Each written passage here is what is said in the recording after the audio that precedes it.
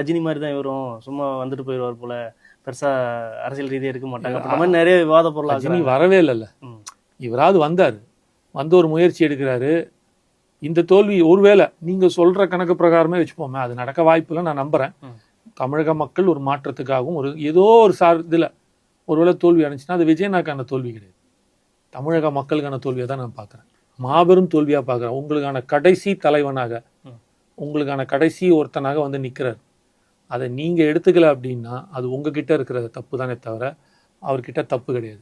ஏன்னா அவர் உண்மையான எஃபர்ட்டு நேர்மையாக உண்மையாக தூக்கி போட்டு உங்களுக்காக சேவை யாருமே பண்ண மாட்டாங்க. தூக்கி போட்டுட்டு வராருன்ற போது அந்த அந்த சேவையும் அந்த தியாக மனப்பான்மையும் நீங்கள் உணரணும். மக்கள் உணராமல் சும்மானாக்கும் வந்து தேவையில்லாத ஒருத்தனுக்கு வாக்களிச்சுட்டு அதுக்கப்புறம் ஐயோ குத்துதே குடையுதே அப்படின்னா உங்கள் ஃபால்ட்டு. நீங்கள் தவறாக ஒருவனை தேர்ந்தெடுத்து விட்டு அவர்களை குறை சொல்லக்கூடாதுல்ல. இவ்வளோ நாள் ரைட்டு, எனக்கு நல்லவனை தேர்ந்தெடுக்க முடியல, எனக்கு வாய்ப்பு கிடைக்கல, இருக்கிற திருடன்லையே எந்த திருடன் நல்ல திருடன் பார்த்து நான் வாக்களிச்சேன்னு நீங்கள் சொல்கிறீங்க. இன்றைக்கி நல்லவன் ஒருத்தன் வரான்ல, அப்போ மக்கள் நீங்கள் தான் தேர்ந்தெடுக்கணும். எடுத்துட்டிங்கன்னா பிரச்சனையே இல்லை.